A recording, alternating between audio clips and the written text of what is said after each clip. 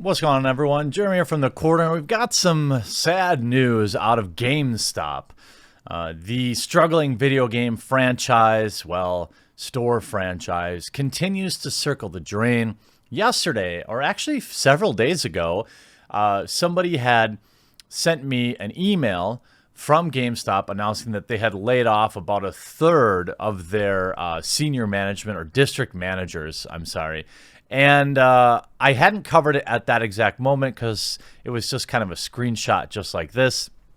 But now I've seen the actual email and it looks like it is true. Now, GameStop has been struggling for years rebranding. If you've been in a GameStop and you've tried to buy a video game, it's like trying to navigate a labyrinth of just like tchotchke items that you don't want, blind reveal boxes and t-shirts. It's like all the stuff that people didn't buy at Spencer's Gifts got like just spewed into a video game store.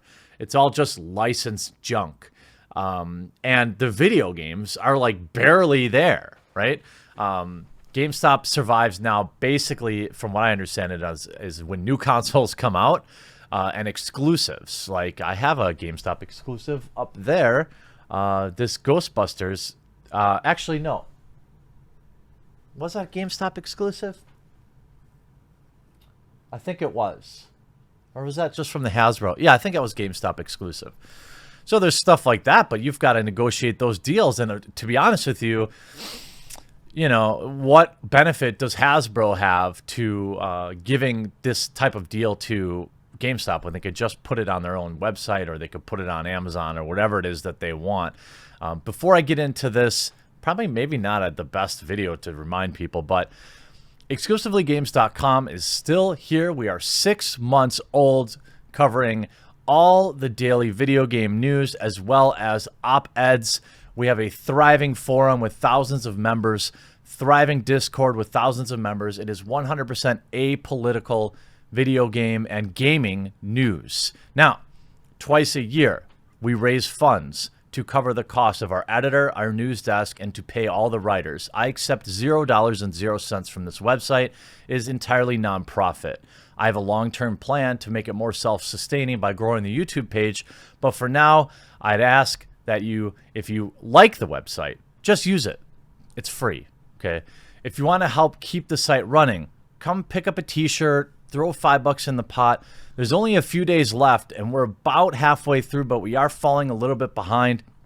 So I know it's Friday, and everybody has Indiegogos and GoFundMes and all sorts of stuff like that running. Just check out the website. If you like it, you want to throw a few bucks in the pot, I'd be greatly appreciative. But you don't have to. Just hang out here. You can see, look, Tyler already covered it. He covered it. He beat me to it. Exclusivelygames.com beat me to it. Ugh, Tyler's fired. GameStop allegedly lays off 50-plus field leaders to start GameStop Reboot Transformation Initiative. That sounds awfully corporate. By the way, the link will be in the description below to the Indiegogo. Please consider checking it out today. GameStop appears to have laid off over 50 field leaders as a part of their Reboot Transformation Initiative. Field leaders include district leaders. Oh, this is our intern. Hey, there you go, Tyler. I think this is our intern. Good job, buddy. The layoffs are not 100% confirmed, but a leaked email from GameStop appears to confirm the story. Today, reports came in that over 50 GameStop field leaders, people like district leaders, loss prevention leaders, regional leaders, and human resource leaders have been this has reportedly been done in order to pave the way for GameStop Reboot Transformation Initiative. God, that sounds so, that's like a re-education camp or something, which is a plan to rework and rebrand the store to be less focused on pushing products onto people, more focused on being community centers for local gamers. If the leaked image was a picture of a computer that is very clearly within a GameStop running their in-store software, is to be believed, the company is completely restructuring their regional and district lines. The new map has 18 districts set up across 3 major regions. While we don't have the exact breakdown of why this came from, the number of laid-off field leaders leads me to believe that it is a significant downside from the previous system. While these layoffs are not 100% confirmed, they may as well be. The information comes in part of a tweet by Twitter user MVG. The tweet provided in the image that broke down the new regional district, as well as directly stating that over 50 leaders were let go. You can even see the main, I didn't want to report on it because it was just a screenshot, Who would do that? On Tuesday, several GameStop employees took to Reddit to report that their regional sales supervisors had been laid off. These anecdotal reports, combined with the tips to Kotaku about some layoffs, have been bolstered by an email from GameStop management, whose authenticity Kotaku has confirmed. This surface stating more than 50 people are let go across the company's regional sales team. Unfortunately, with these changes, there are more than 50 field leaders who have been impacted and will be leaving GameStop team. It continues. This includes, and we talked about this, one of the affected employees who spoke to Kotaku on the condition of anonymity confirmed that the email was real. It was widespread, 50-plus district leaders, 6 regional leaders, multiple HR and LP staff. The person said in the email, the individual believed that most of these people targeted in the layoffs were high-paid district leaders responsible for coordinating several individual stores as well as underperformers. Quote, most districts and regions are massive now. And now former employees said, DLs have 20-plus stores and quality of living, I would assume, is going to go down. Prior to the restructuring, they said that district leaders oversaw 15 stores or fewer on average. Earlier this year, GameStop reportedly laid off a dozen employees in charge of marketing and website maintenance for ThinkGeek, a toy brand acquired by GameStop in 2015 for $140 million. That company can't be making much money anymore either. The revenue-driving initiatives mentioned in the email could be a reference to the company's plans to pivot to esports. In July, GameStop announced it had partnered with a design firm to drastically change how some of its stores operated, including making some that would cater to, quote, homegrown e-leagues, and other that would be entirely focused on retro games. I like the retro game idea. It would be good for me.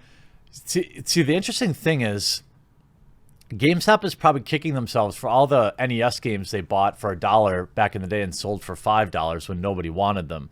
Then 10 years later, I'm building my NES collection and I'm paying more than retail for some of the games. I'm paying more the second time around than I did the first time around. If GameStop had just put them all in a warehouse somewhere, they'd be filthy rich right now. But the idea that if GameStop were to pivot, here's what I'm thinking they might be thinking. If GameStop were to pivot to be more like a local game store, I don't know if you've been in a local game store, but as a Magic the Gathering player, I spent a lot of hours there. Essentially, it's a place where you can hang out, you play your Magic cards, or you play D&D, or you play, like, if those had basically competitive esports, they have 10 computers in each location where you can sit down and play, and it could be more of a hangout place. I mean, let's be honest. Most people that I see in GameStop, it's funny. When I went to GameStop 2 weeks ago, I went in. I was thinking about getting Super Mario Maker 2. I did not purchase it, as I remained strong and reminded myself that I have a huge backlog. There's probably 20 people in there, 20, shoulder to shoulder. Not one person was buying anything. There were 2 people behind the counter just standing there, not checking anyone out. In June, the company's share price dropped by 30%, down to $5.04. It's the lowest point in over a decade, following an announcement that it would get rid of its quarterly dividend to shareholders in order to save $157 million a year. Nearly 2 months later, its share price sits at $4.02, down another 20%. At least some part of GameStop's recent financial troubles, which prevented the company from being able to find a potential buyer earlier this year, likely stemmed from the shift away from physical games and this console cycle. That's a valid point, right? Fewer and fewer people are buying physical copies. We see every time a sequel game comes out. For example, Rage 2. It gets widely reported that physical sales are down 75%. And maybe some part of that is the game not doing well, but I think more of it is that, one, people just prefer digital. I don't, but some people do. I think most people do. And also, some developers aren't even giving you the opportunity. Look at what they did with, like, Wolfenstein Youngblood. If you wanted the Buddy Pass, you had to do digital, if I remember right. I mean, the latest console, the new PlayStation 5 and the new Xbox, you're not going to have discs in there. And then you have Google Stadia, which is web-based gaming. I mean, what are they even going to stock there? They have to stock retro stuff.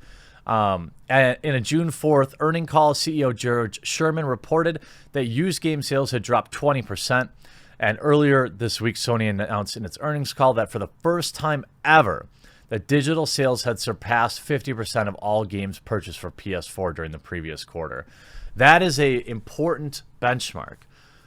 But if you break it down, still 50% of people are buying physical copies. A lot. Don't sleep on the people that buy their video games at Walmart and Target, because it is a huge amount of people. Don't sleep on moms and dads and grandma and grandpas who buy their nephews or nieces or granddaughters or grandsons games. They buy them at the store. It'll always be some physical copy, but we'll see more and more of these games that just end up, it's a box with a download code in it, right? That's what it'll be. And it'll be $5 more than the digital. This week's layoffs come just ahead of the company's annual GME business conference for store leaders to set to take place at the end of the month in Nashville, Tennessee. GameStop did not reply for comment. You know, this is every time. I mean, it's like GameStop nonstop, always reorganizing, trying to stay afloat. And I get it, and I appreciate their effort. And I know a lot of people will celebrate when they finally do close down, or you know, if they it's a long shot, I think, for them to stay afloat at this point. The retro market would be good for them, but acquiring the games at a reasonable cost, I think, would be even more difficult. I think the future is grim for GameStop, and I know a lot of people, like I said, will celebrate in you know, the whole, we'll give, you know, sorry you're fired, here's a $1.36 in store credit, have a nice day jokes. But I'm gonna miss them when they're gone, and it's, you know, I'm kind of pulling for them. I know many people aren't, but you know, I still like to look at video games in the store, and it's still an oasis for me when I have to take the wife to the mall to buy clothes. So I know I'm probably in the minority, but good luck, GameStop. Hope you enjoyed this video. We'll talk to you again real soon.